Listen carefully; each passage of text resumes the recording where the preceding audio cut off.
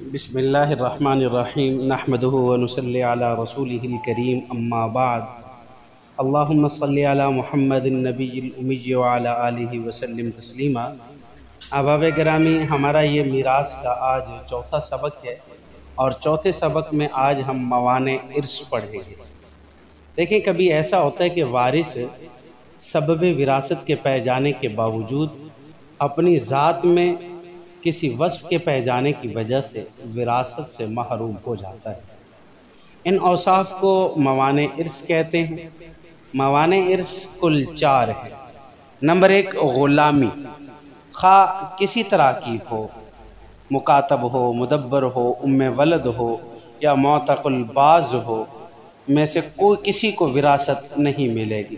یعنی اگر بیٹا غلام ہے اور باپ آزاد ہے تو وراثت کا حقدار نہیں ہوگا غلام، اور اسی طریقے سے باپ غلام ہے تو غلام کا مال ہی نہیں ہوتا، وہ ٹوٹل مال مالک کا ہوتا ہے۔ دوسرے نمبر پر قتل ہے موانع ارث میں سے، یعنی قاتل مقتول کا وارث نہیں ہوتا۔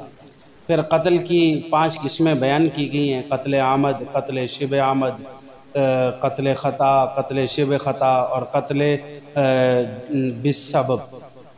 اب قتل عامد جو ہے، امام ابو حنیفہ علیہ رحمہ کے نزدیک جان بوجھ کر کسی ہتھیار سے یا ہتھیار کے قائم مقام آلے سے قتل کرنے کو قتل عامد کہتے ہیں، اور صحابین اور ائمہ ثلاثہ کے نزدیک جان بوجھ کر کسی ایسی چیز سے قتل کرنے کو قتل عامد کہتے ہیں جس سے عام طور پر آدمی مر جاتا ہے، جیسے بھاری لکڑی وغیرہ۔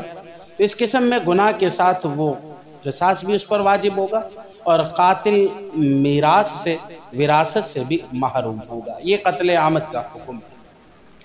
دوسرے نمبر پر قتل شبہ عامد ہے۔ امام اعظم ابو حنیفہ علیہ رحمہ کے نزدیک اس کی تعریف یہ کہ جان بوجھ کر کسی ایسی چیز سے مار ڈالنا جو نہ تو ہتھیار ہو اور نہ ہی ہتھیار کے قائم مقام ہو، مگر اس سے جان نکالنے کا غالب گمان ہو، جیسے بڑی لاٹھی ہے، اس سے کسی نے مارا ہے۔ اور صحابین اور ائمہ ثلاثہ کے نزدیک شبہ عامد ایسی چیز سے قتل کرنے کو کہتے ہیں جس سے عام طور پر آدمی نہ مرتا ہو، جیسے چھوٹی لاٹھی۔ ہدایہ کے اندر صحابین نے یہی تعریف کی۔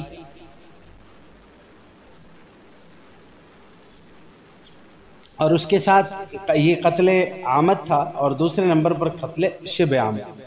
تو اب قتل شبہ عامد کا حکم دیکھیے۔ حکم یہ کہ اس میں گناہ کے ساتھ کفارہ ہے اور عاقلہ پر دیت مغلظہ واجب ہوگی، اور ایسا قاتل بھی وراثت سے محروم ہوگا۔ اچھا، کفارہ کیا ہے؟ کفارہ ایک غلام یا باندی آزاد کرنا ہے، اور اگر وہ موجود نہ ہو تو پھر لگاتار 60 روزے رکھنا ہے۔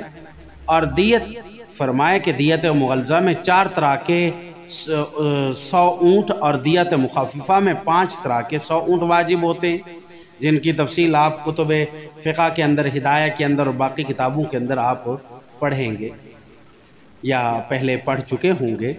تو اس کے ساتھ قتل خطا ہے۔ قتل خطا کی پھر 2 صورتیں ہیں، خطا فی القصد ہے اور خطا فی العمل۔ خطا فی القصد ہے اور خطا فی العمل ہے، یعنی کسی مسلمان کو شکار سمجھ کر مار ڈالنا، یہ خطا فی القصد ہے۔ جیسے کوئی اپنے مورث کو شکار سمجھ کر مار ڈالے، شکار کہے کہ وہ سامنے شکار ہے، جبکہ اس کو تیر لگا یا گولی لگی تو وہ والد تھا۔ تو نشانہ دوسرا یہ کہ نشانہ چک جانے کو خطا فی العمل کہتے ہیں، یعنی مثلا وہ مار تو شکار کو رہے تھے لیکن ہاتھ کانپا یا غلطی سے نشانہ مس ہوا اور وہ کسی وارث کو، مورث کو جا کے لگا، جیسے ہرن کا آپ نشانہ کر کے فائر کیا، اچانک مورث سامنے آ گیا، اسے گولی لگی، یا بلا قصد اور ارادہ بندوق درست کرتے ہوئے گولی چل گئی جس سے مورث کی موت واقع ہو گئی ہے۔ یہ قتل خطا ہے، اور قتل خطا کی بھی 2 صورتیں، خطا فی القصد اور خطا فی العمل ہے۔ اچھا، اس کے ساتھ چوتھے نمبر پر شبہ خطا ہے، انجانے قتل کا، کسی کا قتل ہو جانا، مثلا نیند میں کروٹ بدلے تو بچہ نیچے آ جائے اور مر جائے، درخت یا چھت وغیرہ سے بے اختیار کسی پر گرے اور جس پر گرے تو وہ مر جائے۔ تو قتل خطا کی 2 قسموں میں کفارہ اور دیت خفیفہ لازم ہے، اور ایسا قاتل وراثت سے محروم نہیں ہوگا۔ قتل خطا کی جو 2 قسمیں ہیں، یعنی قتل خطا فی القصد ہے، خطا فی الارادہ ہے، یا شبہ خطا ہے تو اس کے اندر وارث قاتل وراثت سے محروم نہیں ہوتا۔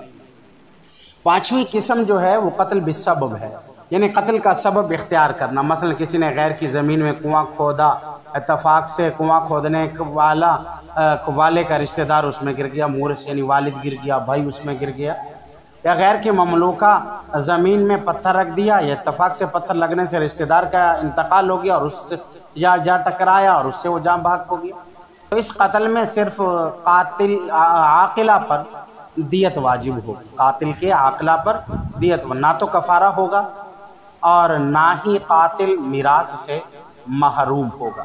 یہ قتل کی 5 قسمیں میں نے تفصیلاً آپ احباب کے سامنے بیان کی ہیں اور ان کا حکم بیان کیا ہے کہ دیکھیں موانع ارث قتل ہے تو قتل کی 5 قسمیں کہ کون سی قسم کے اندر قاتل مورث سے میراث لے سکتا ہے اور کون سی قسم سے مورث سے میراث نہیں لے سکتا۔